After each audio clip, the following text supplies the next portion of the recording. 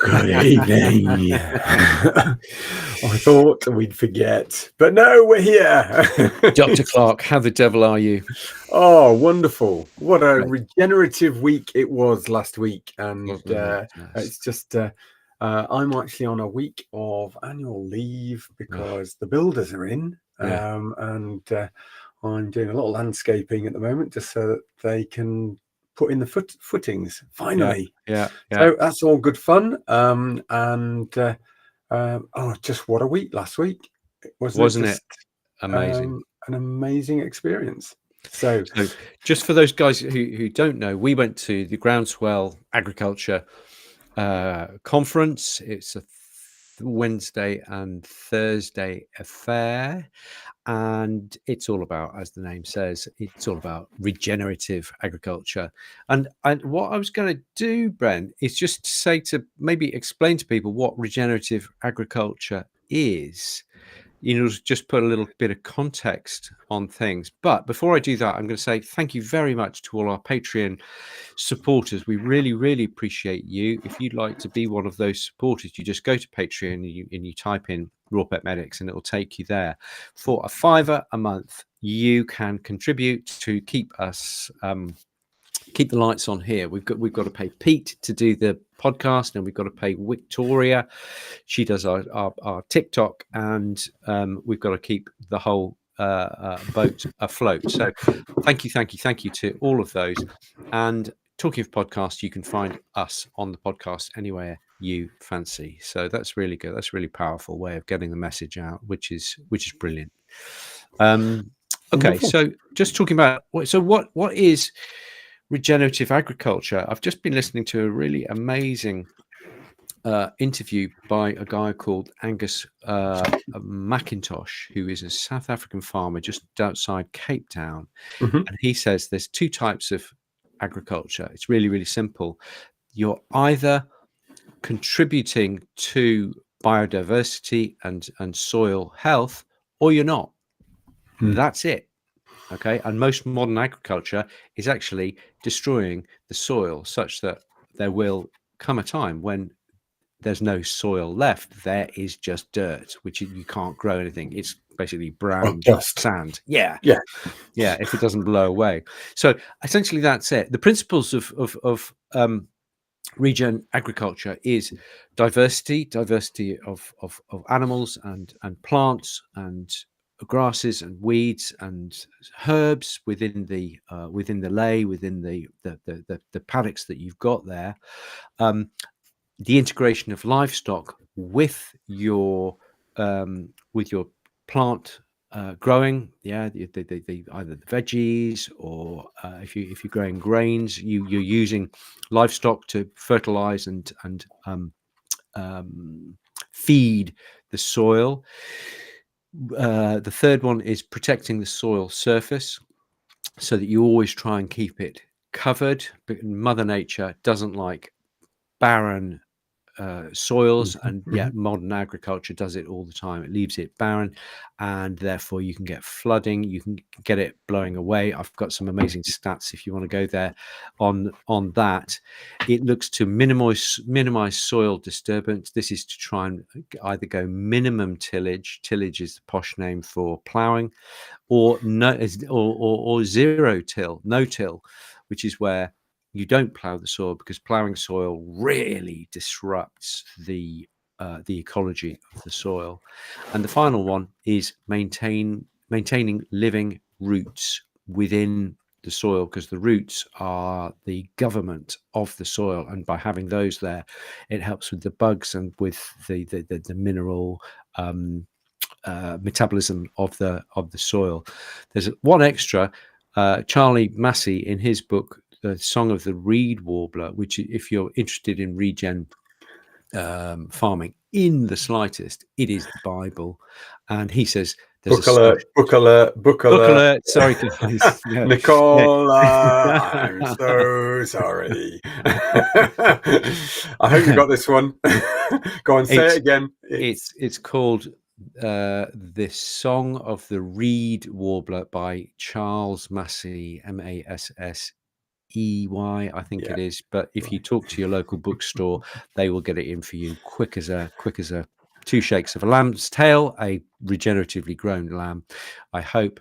And he adds social, such that the farm is part of the social fabric of the local town, the local village, and that the farmer is part of the social fabric for their own, his or her own mental and social well-being. So I think that's brilliant. So that's Karen's just shouted, no. no. Fiona's just said, yeah, she's a wonder. Thank you, Fiona, for putting the title up. Oh, brilliant! Actually, Thanks, Fiona. yes, I think actually there was another book that was released, wasn't there, last week, about something in toxic times. I can't even remember the name Oh, of the book oh, because we didn't go. We ended up enjoying ourselves with deep conversation back at the tent. yeah, no, yeah. That was Jenny. This is Dr. Jenny Goodman. That's the one. Surviving in Toxic Times or something like that. Sorry, that's 2 books in one show. I really, really try not to do this to you. I saw her the week before at the Better Way detox conference, and she is a powerhouse. So basically, it's a way of if you've got any kind of chronic illness, or maybe you've had an intervention in the last 4 years, he says, not hitting the nail on the head, and you've not been well since then she's got some really, really fantastic practical suggestions for how to detox, and it's just a wonderful book. Dr. Jenny And that was what was, Goodman. yeah, that was what was so wonderful about last week was, everybody think, and probably half the people on here will be, thinking we're just going to talk about farming. That's not interesting to me. That's just so boring. Why are you talking about this? And actually, do you know what? The foundation for nutrition, it lies there in their hills. Yeah, Okay. yeah, And ultimately, the things that were talked about last week at Groundswell were just brilliant, as far as everything from ultra processed foods and nutrition and how we can improve foods and reducing totally. calories but increasing nutrient density, what we can do with just some changes in farming practices. There was even some what people would think of as fairly major meat producers, talking about how they can actually encourage, regenerative farming in beef cattle, how they monitor the nutrient density of that meat, how they look at encouraging appropriate growth rates and everything else, but, and not going off on these, sticking in loads of additive foods and things like that, but literally it's really hard just to go, here's a grass field.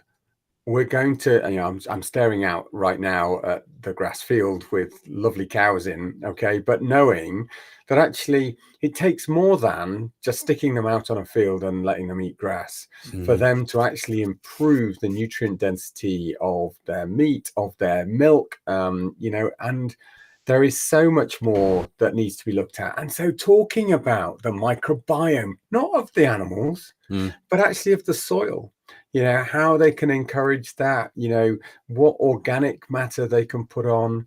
I just, and we're going to get into this, but We just totally get into it. Yeah, meeting people, that are on their journey, doing their own thing. We'll talk about what we got up to whilst we were there, because we sneakily snuck on stage. Why did we do that? Well, you'll find out in a mo. yeah, And it just meeting people that were off doing university courses, as mature students, to get back into regenerative farming. Just amazing. And yeah. for all of you out there that are stuck in CO2 land for global warming, this is an eye-opener for truly what is going to save the planet. Not none of this mythology around it's just CO2. Okay, there's so much more that needs to be looked at. Looking at what's going on with water conservation, what's going on with just by having greenland and trees, the reduction in radiant heat that we produce back into the atmosphere. Oh, we could go on. I mean, Oh, it's just, we could do a you whole know, day seminar. In fact, yeah. that's not a terrible idea one day, Bren. Yeah, one day soon. It just reminds me, you were saying about, who should be interested in this particular podcast. And it's quite a small number of people, actually, who should be interested. Okay, and I'm just going to describe the group. If you eat food, you should be interested in this podcast. Okay, or if you feed every now and again food to your dogs or your cats, this is important It's to a you. really small group. It is quite small. It is quite a small group. Guys, But if those, you, apart from if, that, yeah, it's really pretty boring. But if you eat food, this is really important, because fundamentally, farmers are some of the most important people on the planet, more than doctors, more than vets, more than all these people. They're the people who feed us. Okay, and so if we can encourage and learn about what they're doing, and meet your local farmer, big them up, buy from them directly, they get more margin on their product, it has less miles, and it's clean, because you can talk to them and say, right, what do you put on your land? It's really, really important. So support your local farmer. yeah. It's so And I tell you important. what, because everybody should be interested in it, all of you guys who are watching this right now, who have switched on because you're interested in this subject, get your little button clicking, share tonight's video. Please Get do. it shared, please, with whatever group you're in. Get it Mm. shared with your food manufacturer that's manufacturing for your dog's foods. Share it to them. Let them understand that actually there's some changes that they might be able to make in their demands for what they're putting into your pet's food that could make a huge difference to the nutrition for your pets. So get it shared. Totally amazing. And something that's in your power to do. And if you're watching on YouTube, please smash that like button, as they say in trendy podcasts, unlike this. Yes. Oh my god! So due to a little bit of laxity in his interest, so sure enough, I'm tempted to show him joining us right now. But on the Brady, flip side, no. he's not quite dressed yet. He looks like he's just taken the knotted handkerchief off his head, and he's just walked in from outside. So that's hilarious. Without further ado, but no, well, actually, I thought there he is. I was quite enjoying looking at that picture of the flowers, because it's really very pretty. And then Brady comes in and spoils the whole thing. I completely forgot. I was just standing in the shower, and I was in the shower. Yeah, thinking about Nick, and then I thought, I'm supposed to be on RawPetmedics. Dude, you've done this every Tuesday for the last 3 years, and you forgot it. I haven't. I'm out of habit. I haven't been here for 2 weeks or something. Oh, I don't know. And so, and then I just realized. Anyway, I'm so sorry. No, listen, it's fine. Yeah. It's fine. It's not like I've got a lot to add about our experience in Groundswell. So I am a passenger. But I mean, jump in, because we were just saying, Brennan and I could talk about this literally all day, and I would love to do a seminar just to bring. I mean, I know nothing about the subject, but what I do know, I'd love to. So I know the absolute basics, and I'd love to share that. And Bren has got a lot to offer in this space as well. And then you could be the guy who says, that's interesting, how does it work? Or yes, I will. How can we possibly feed the planet, with regen agriculture? Okay, we can go there if you like. I'd love to. I think we should. And Brady, before we go a jot further, have you put your recording on? Oh yeah, Pete will kill you. I'm ready to go. I'm ready to go. Everything's on and ticking along. Yeah, absolutely. Both. Okay. Not both. No, not both. Oops. Okay. Okay, so guys, this is Dr. Conor Brady, and he's joining us over from Dublin, and he's late, but we'll forgive him. It's great Great We've to filled see the him. first 40 minutes without him saying a word. Yeah, It's don't a you worry, marvelous. mate. Yeah, it's coming off your And docket. Karen's got lots of oh my god faces with yes, too much information because you were talking about Nick in the shower. Anyway, just No, he's thinking about me in the I'm shower. thinking about it. Yeah, yeah. That's such a Oh. no. Let's not even go there. I started listening to the podcast that you shared about the South African guy, the regen dude in South Africa, and so I started listening to that. And I put on the podcast when I got into the shower, and so I'm standing in the shower listening to it, Okay. and then it's like, oh, hang on there a second, this is what we're talking about tonight on RPM, and I jumped out of the shower and Bless you. ran downstairs and got a cup of water, and yeah. So the podcast, that it's an interview, it's an hour and 17 or so. I've listened to it 3 times today. It's that good. It is the best thing I've heard this year. I kid you not. And I've put it on Patreon. Okay, so so it's a freebie for all our Patreon people. Thank you. Best thing I've heard, and I listen to a lot of stuff. Best thing I've heard all year. The guy is a genius. We're going to meet him. We're planning to go out to South Africa next spring, March time, I think, and he's just down the road. So we're going to do a big. I'd love to spend a day with the guy, doing a farm visit, and we'll do some lunch and all those kind of things. So yeah. Help yourself to that. It's a really important. The guy is charming and knowledgeable, and now tells a great you've story. let the cat out the bag. Was I not meant to? Need to say, there is going to be a launch in August that we'll talk about a little bit more about what we might be doing out in South Africa. So, guys, if you're interested, if you're out in South Africa, big shout out.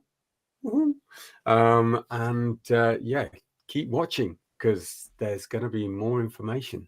And actually, even if you're not out in South Africa and you want the trip of a lifetime, okay, and then maybe to come and see us as well. But just don't spoil to, it. go out to South Africa and visit. Yeah, do something more interesting. Then just keep watching.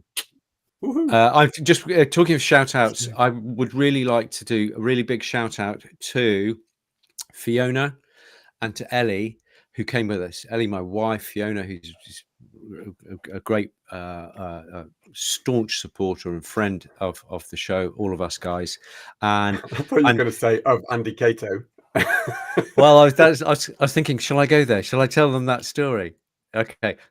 My wife and Fiona were out until 3:30 on the Wednesday night. That's the middle evening, and they were dancing to Andy Cato. Andy Cato is the guy from, what was the band?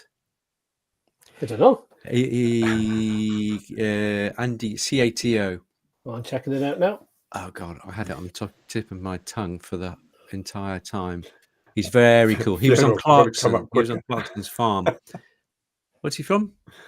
Yeah, Andy Cato. I'm getting a lot of Andy Catos here, but nobody in music. Okay. Anyway, he's a famous dude. And he Groove was Armada. Groove Armada. So he Love Groove Armada. So he was Mr. Cool, and now he's Mr. Cool, and he's a regen agriculture guy. And if you want to follow him on the socials, his thing is called Wild Farmed. So check him out either on your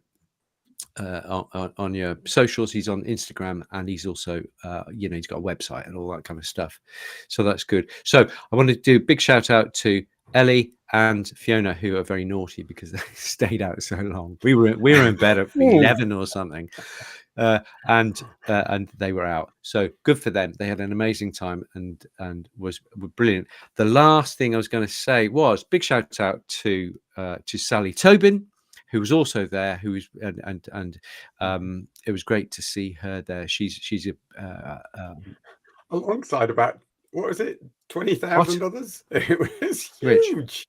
The number of people that were at Groundswell. I mean, it was huge.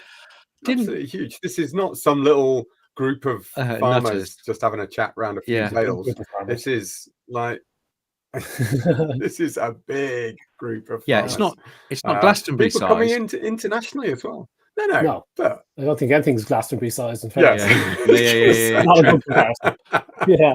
Yeah, there's a good smattering of Europeans and maybe one or two Americans and what have you. So yeah, it's very. But the beauty, and this is what my takeaway from it. Brent's going to talk about what he took away, but it's a really easy takeaway. It was just, I have hope for humanity because there are so many fantastic people. And here's a little tip: they all congregate. Not all of them. A lot of really, really, really amazing people just congregate at Groundswell. And it was one of those festivals. Normally, you go to a festival, you know, it's very hedonistic, and you have a beer and you have a dance and you do all this kind of stuff. But this was, everybody's not there to do that, although they do that a bit. They are there because they want to heal the soil, heal the planet, get together with like-minded people. And so there is, without sounding too lofty, there is a higher purpose to it. And therefore, everybody you talk to is absolutely brilliant. They're gentle. They're with it, and if they don't know about it, they are on a journey, and they're wanting to really, really learn. So it's my favorite festival, and yeah, I just can't wait till next year, to be honest. Now maybe it's a good time to talk about us getting on stage. This was not like Ellie and Fiona getting on stage with Andy Cato. Woo. Okay, right. Okay, this is us getting on stage to promote raw feeding, Cool. and moving away from ultra processed food. Brent, do you want to say Regen Ben. Regen Ben. Shout out to Regen Ben. You know, it was very much, you know, we sat around having a chat. He says, you know, he's wanted to do something a bit more ad lib, not wanting to literally have a talk that's very staid and, you know, this is what I do on my farm. But very much introduce people that were going to Groundswell and actually, you know, what part of the journey they were on and what was obvious to them, but may not be obvious to so many people in the audience. And we were having a chat. And so me and Nick thought, well, you know, I wonder how many people out in that audience were actually just feeding standard kibble to their pets, thinking there was nothing else to feed. And why it was so important for us to be talking about raw. And yeah, up on stage. We were both of us on stage with Regen Ben. He's a good guy to look at, and he does. You can go and visit his farm as well. What's his name? Ben. He's got a double barrel. Ben Taylor Davis. Ben Taylor, Taylor Davies is his name. Check him out. He's a really big noise. He's a worldwide consultant in regenerative agriculture. Flies all over the world to help guide these regenerative projects. But he's so down to earth and so welcoming. It's unbelievable. And what was really remarkable, you know, I'm a complete nerd with the book thing and the audio book thing. He said, oh yeah, I've got 750 books on my website, all of which I've put a short review. And I thought, oh, I'm not worthy. Yeah, Karen, sorry. Now you've got another 700 books to read. So yeah, the guy is absolutely fantastic. He's a really lovely guy, and he's in Ross-on-Wye. So I'm thinking it'd be really nice to get a party over there to go and see his farm and go and check him out. The amount of speakers at this is unbelievable. I'm only halfway down the page. I mean, 178 or something. 170 speakers. I'm halfway down. I'm at 120 going, how many hours of talks were there? I mean, how long was the song for? 2 days. 2 days. Yeah. There were so many streams. I mean, if you wanted interest in soil, you went to the soil tent. If you had interest in, you know, livestock, you went to livestock tent. If you had interest in, you know, growing, you went to the grow tent. I mean, there were just, you know, there was big top stuff. So there was just all sorts of areas that it was just, you know, actually it was, I think Fiona said about 20 tents up in there. There was all stuff about climate change and about the other stuff that we should be looking at and not getting dragged into CO2. So it was all great. How much carbon fluff was at it, or were it was pretty carbon-tastic. It was carbon-tastic. Oh. Yeah, I'm afraid so. But there you go. It'd be nice to engage with that as a discussion, just to present both sides of the side. It's good that they have both sides on. So even if it was, carbon and burning and all that kind of stuff, it was good that they had the other side on. That shows a bit of bravery that most people wouldn't. It's going to be either very pro climate change or very not, and it's like, okay, I'm sure we can meet in the middle, So that's good. That sounds good. I like this. Yeah. I mean, even actually, do you know what? The one thing that surprised me was, although they talk about regen and there was lots of stuff going on about the microbiome in soil, the number of people in regenerative farming that were still in for spraying off crops. Yeah. Literally to, effectively turn in the material that they've put in a cover crop, to spray off. I was absolutely gobsmacked that was still a thing. And actually, half of them just didn't realize the effect it would have on the microbiome of the soil. They just assumed that it was an innocuous thing that just killed the plants and they could plow that nutrition back into the soil. And you're thinking, but you're supposed to be not plowing, and you can't just sort of like do this. And that's the point of having livestock to graze over. But that was the one thing that shocked me. To people that don't have their ear to the ground of this sort of stuff, when you start saying like no to plowing, but that's what farmers do. You plow the soil, and so it's like everything is flipping, and it's like you can't blame people for saying, I don't know what to believe. Like it was this way, and now it's completely don't do it that way. So it's a lot for people to take in, particularly when mainstream media is kind of putting out those sort of messages, and it's not on. It's called Ear to the Ground over here. I don't know what the show is called over there, but where they go out to the rural areas and talk to the farmers, and it's all the natural way of things. And you watch it for about 10 minutes, and if you're into what we're talking about here, you'll turn it off after 10 minutes and go, So it's interesting that not everybody agrees. And then the ploughing thing is interesting, because I only heard that from yourselves there, but maybe a year ago. I just thought, why? What's wrong with that? You're churning in nutrients up, and it's like, well, no, there's a system going on there that's actually run by animals, not by a metal plow. So it's it's very interesting. Anyway, totally. I'm just trying to think of a good book. So really sorry, but I have mentioned this before, so it's not a newie.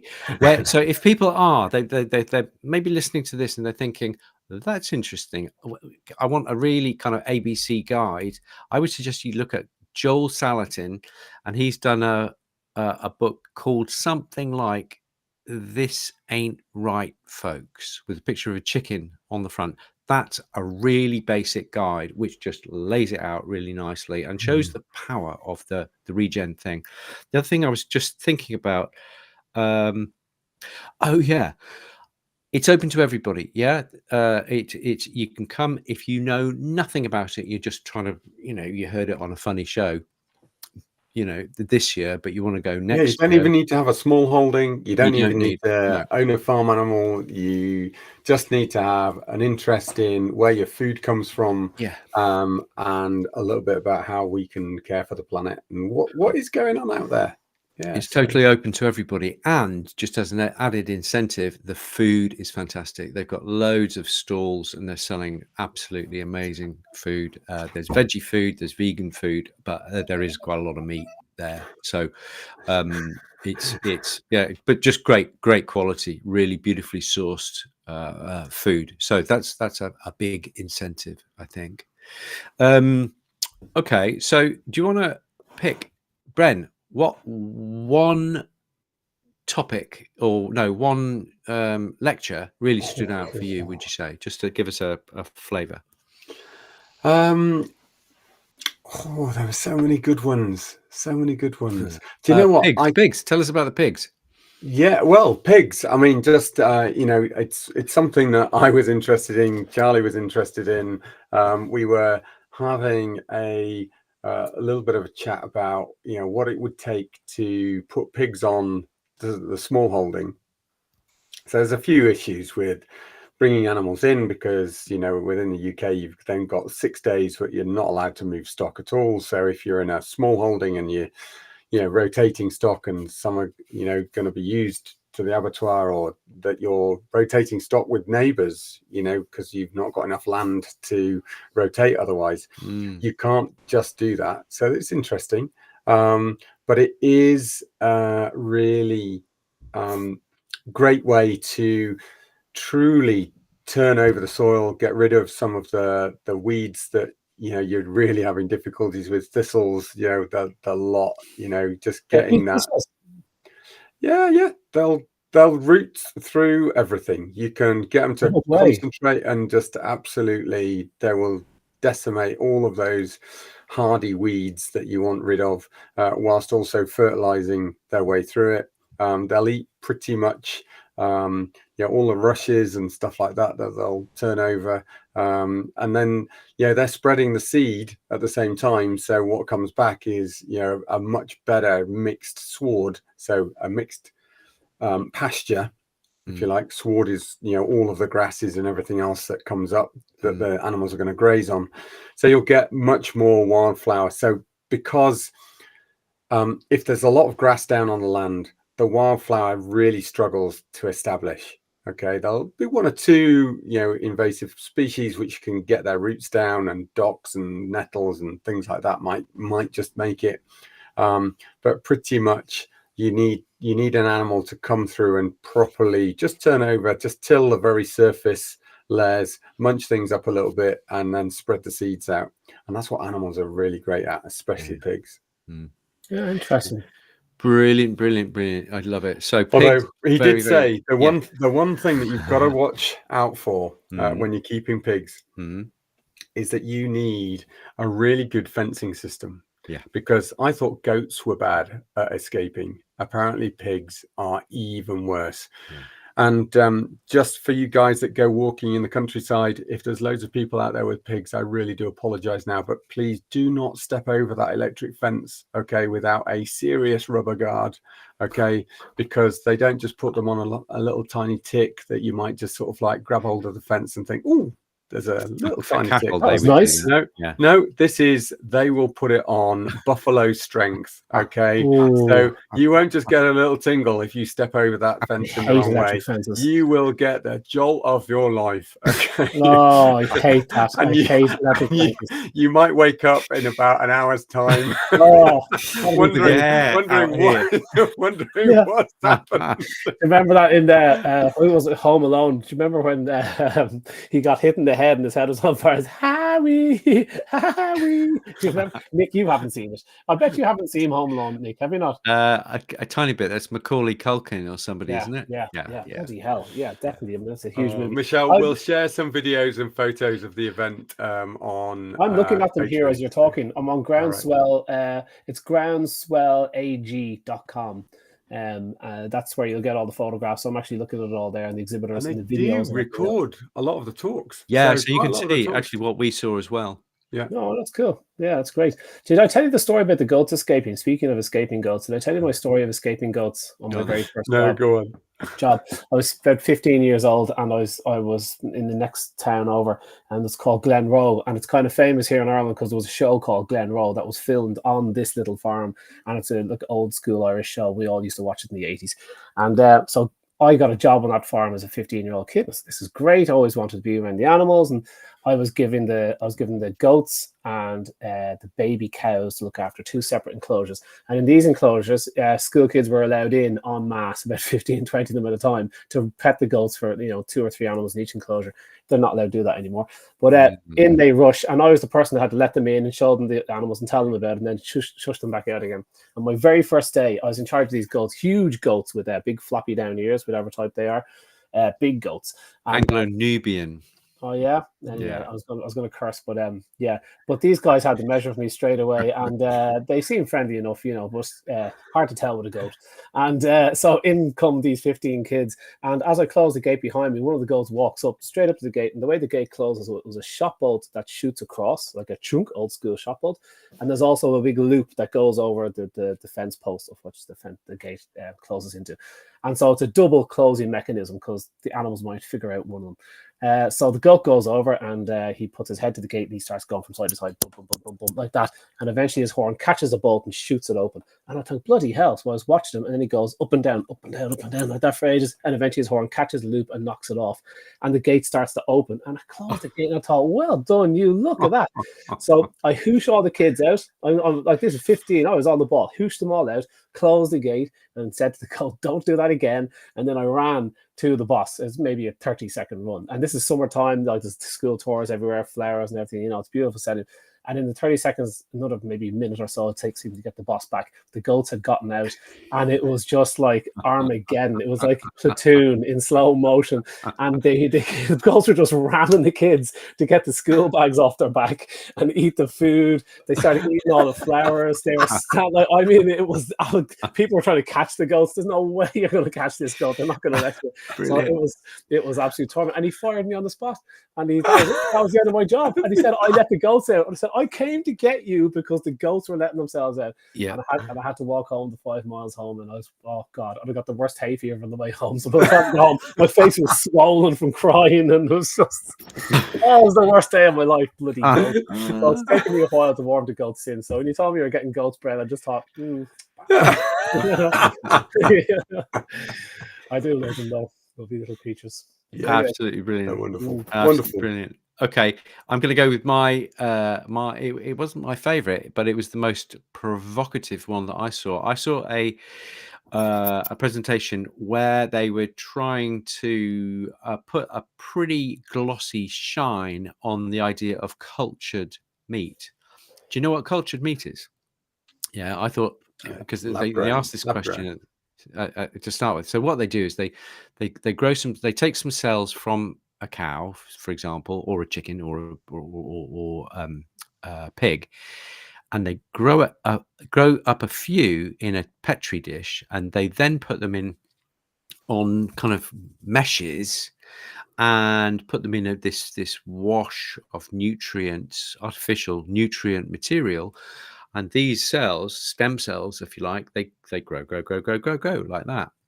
And I'll declare my interest here is I am absolutely, totally, utterly against this thing. Is that emphatic enough? Utterly, because funnily enough, you've got these things which maintain your pasture, distribute fertilizer, grow nutrient dense food and milk, and give you fiber, and they're called cows. Why would you set up this plant either on a farm or in a town or something like that to make this artificial stuff where you've got these very, very clever creatures which can live on pasture that you can't use for arable? Arable needs to be pretty flat and not too high, not too low, not too wet, and everything else. But you can stick cattle and sheep and pigs out on, a whole variety of things, and they will make nutrient dense food out of barren hillsides, for example, sheep. And so I cannot see a justification apart from making rich people very rich.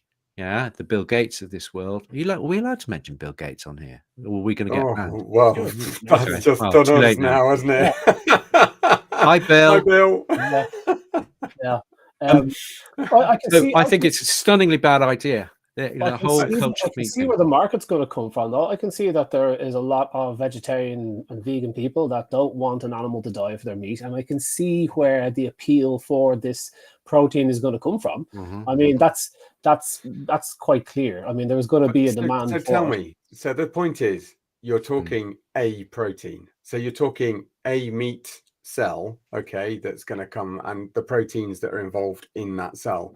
But are you talking about all of the vasculature that comes with that? Are you talking about all of the, extra fat that would normally be deposited within that meat? Are you talking about all of the other nutrient stores, the antioxidants, everything else? Are the vitamin levels truly going to be the same? Because they're only what's in the nutrient bath. They're not, what they're going to experience. And we know that, certain plants increase their antioxidant levels based on the fact of a little bit of hillside stress. Well, if you've got a mussel in a bath of something in a factory, is that going to go through that nutrient stressor? No. So was it what, Nick? Was it is it just a muscle cell and that's it? I think on paper you could say, yep, it contains this and this and this amino acid and what have you. Yeah. It will hit the macros. And there's so in meat there's going to be cartilage, and as Bren says, we've got nervous tissue, we've got blood vessels. Even if you can't see them, they're there. Yeah. And you've got this vast array of naturally occurring substances, half of which we haven't got a clue about. No. We're discovering new enzymes, new pathways every single day. If we base it on today's technology, today's science, that's going to be out of date in 2 years' time. Yeah, they'd go, oh my God, there's this factor that you get from real animal material, even if it's eggs or milk. It's a real thing because animals produce this. It's just we haven't found it yet. So did America exist before Columbus? Yeah, that's the kind of thing. Yeah, but they probably won't sell it as that. They probably won't say, like, they made the mistake with breast milk and bottled milk, and they ran with that Nestle ran with that longer than they should have. They said that this was better than breast milk, is what they eventually started saying. So they can't say that anymore. So they probably won't say this is nutritionally identical to beef. But what they'll say is it's good enough for a McDonald's burger. You don't care. You're not buying a McDonald's burger for the nutritional for the carnosine and creatine content. After all our advertising about Irish beef, and, it's a real cow. Listen, you're not going to McDonald's for real cow. You're going there for real dirt, and it's going to be gorgeous. So, so we've now got Bill and Ronald after us. But I can see the people that will, this will go straight into fast food. It'll go into Bill's Burgers, which are apparently healthier for the planet, flown all the way from the US in a plastic box. So all that nonsense people make a lot of money out of it, and they will sell that well. People will buy it. I mean, look, people are selling vegan pet food. I mean, there's people, as you know yourself, who you'll be talking to soon, who is a big supporter of vegan pet food, but does not support fresh food for dogs.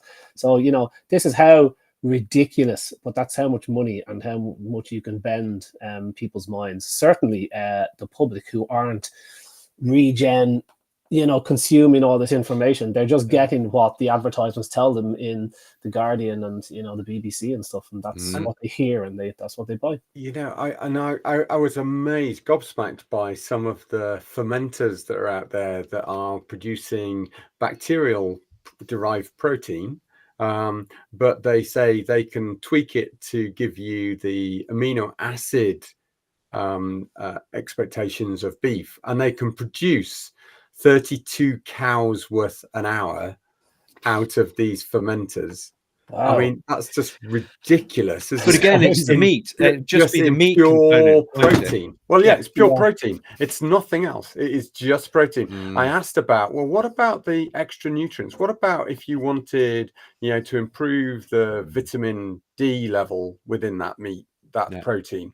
Oh, no, we can't do that. Because as soon as you start messing with the bacteria to try and produce other stuff and increase some of the nutrient output, you kill off loads and you end up having to shut the whole plant down for 2 months while you clean it out and restart. I think I would rather, if I was going to the gym properly and I was using a protein powder, I think I would rather use a protein powder from a cow than a protein powder from peas and all the other stuff, whey protein and that kind of stuff. I think I don't want to be the guy on the fence about this because I'm not in favor of it either. And nutritionally, it's going to be a disaster. And then they're going to find out, people are going to be relying on this as a protein source, and that's going to be a disaster for them. And all that. But oh God, I can totally see the market. I think everyone can see the market for it. It's going to be successful. A lot of money behind this. I mean, it's just crazy. Small farmers are the problem, but these big machines growing beef, it's like something out of the Matrix, isn't it? It's just it's really just hideous. Sci-fi. Needless. In fact, do you not keep touching the back of your neck just to check? Yeah. I wake up sweating. Yeah. Shit, this is real life.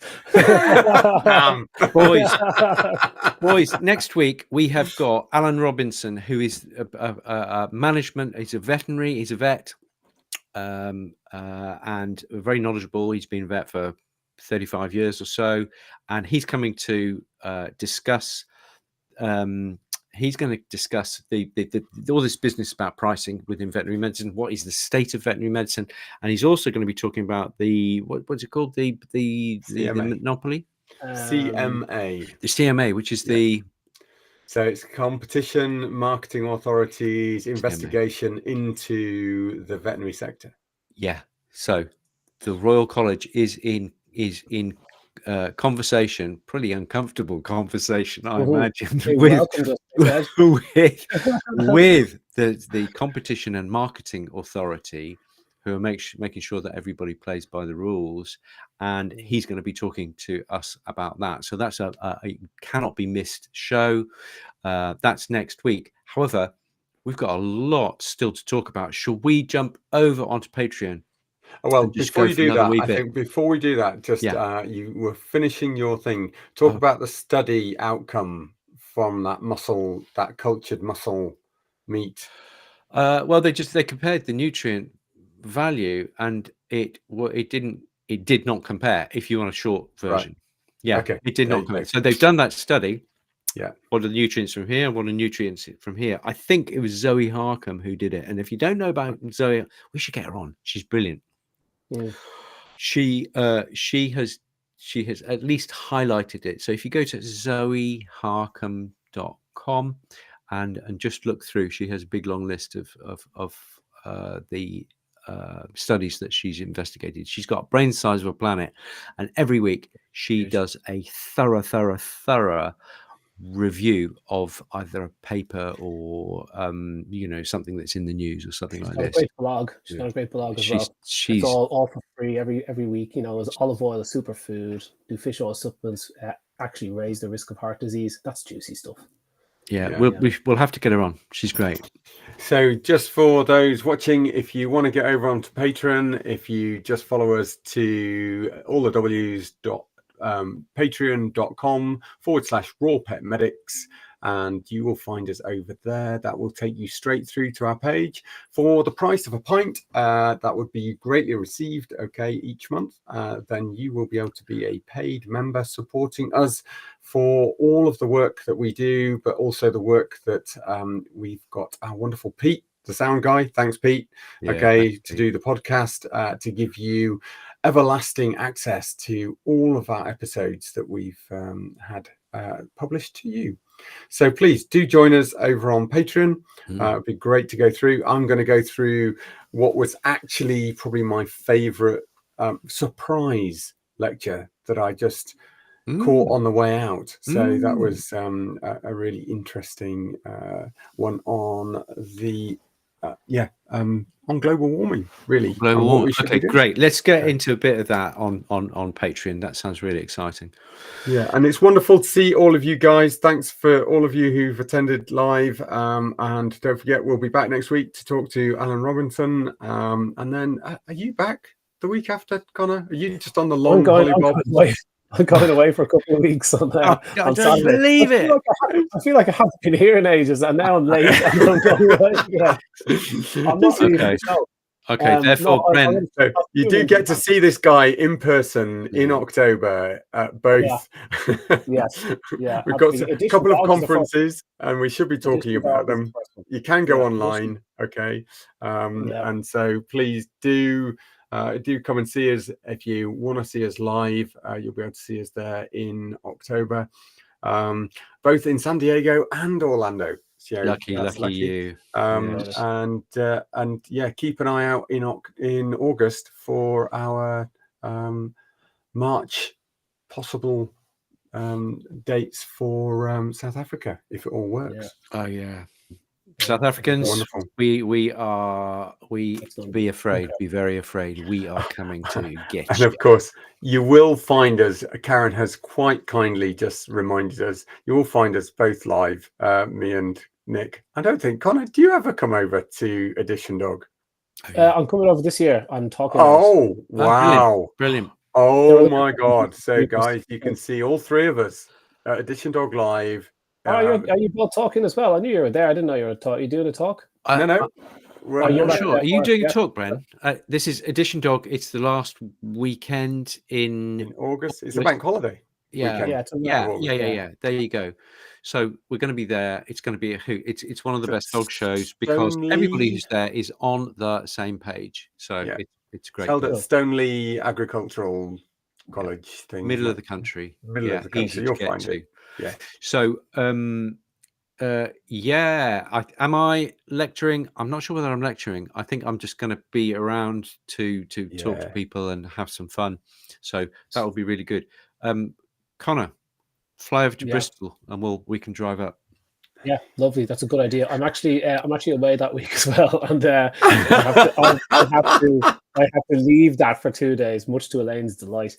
So I still haven't broken the news about South Africa yet. She doesn't watch the show. She doesn't watch the show. No, Ellie doesn't. I have to. I'll do that while I'm over in France, and she's I'll pick a good time to ruin. So because the States is 10 days. That's quite a long time away. Leaving her in charge of the fort. So I have to play that well. Well, you'll just have to miss the safari bit, fly out, do a weekend, and then see you later. I'm not going all the way down there just to work. No way.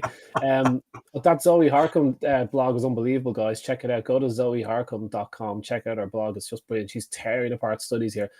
Just like one thing she said, I know we're running out of time here, but a huge study came out on red meat and diabetes. And surprise, surprise, beef is a problem for diabetes. So that's what they sold. And of course, people like Zoe Harcombe won't let that go. And so she straight away hops on it. 216,000 people they analysed in inverted commas for this. And that's very convincing to the public. And the papers will report that when they're told to do it and paid to do it. So, and in 1 week, she says she's found 14 massive issues. And you should just read that blog and look at those issues. You go, oh my God. Every single one of them is like palm face disaster. It's clearly a setup. That paper will sit out there. It won't be redacted. And that's how this show keeps on the road. Diabetes is one of the most profitable diseases out there. So we'll share her blog over on Patreon, so you guys. And if you look at her interviews, she interviewed on her podcast. She interviewed a very, very fascinating holistic vet called Nick Thompson about 3 months ago. She did. She's got a little taste. And he was brilliant. Well worth. Interesting. I'll find him. Cool. Stick around, kid. You might learn something. Love it. All right, brilliant. Wonderful. Let's go over to Patreon and we'll do a bit more. Brilliant. Take care.